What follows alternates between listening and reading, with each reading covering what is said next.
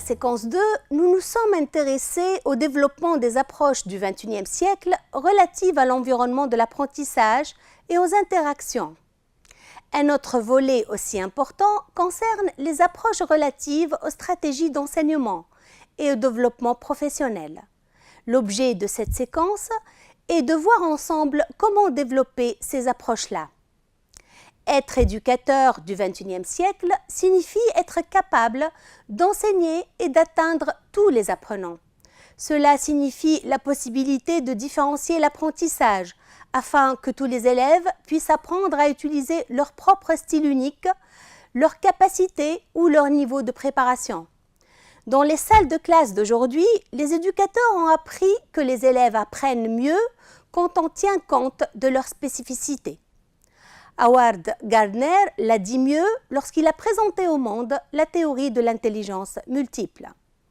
Ainsi, comment développer les stratégies d'enseignement? L'éducateur est appelé à mettre en place toute une série de stratégies d'enseignement aptes à encourager les enfants à développer leurs connaissances, leurs compétences et leurs aptitudes définies pour un apprentissage durable. À utiliser aussi des stratégies d'enseignement aptes à contribuer au développement émotionnel et social de l'enfant. Il est souhaitable de concevoir des activités qui tiennent compte des expériences des enfants et de leurs compétences pour contribuer à élargir le développement et l'apprentissage de l'enfant.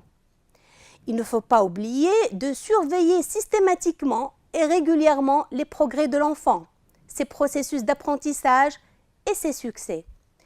Les éducateurs incluent dans le processus d'évaluation et de planification les enfants, leurs familles et les professionnels concernés. Et ce qui est fondamental, et ça sera l'objet de la semaine 3, l'éducateur devrait adopter un plan d'action. On passe maintenant au développement professionnel. Comment pouvons-nous le développer? L'éducateur améliore sans cesse ses compétences pour atteindre et maintenir un niveau élevé de qualité dans l'enseignement, en suivant l'évolution des exigences de la société contemporaine. Premier point fondamental, être capable de mettre en œuvre la technologie. La capacité de se familiariser non seulement avec les nouveaux gadgets éducatifs qui aideront les élèves à apprendre mieux et plus rapidement, mais aussi à savoir comment les utiliser et les mettre en œuvre dans la salle de classe. C'est une compétence essentielle d'un éducateur du XXIe siècle. Un deuxième point à considérer, c'est être en avance.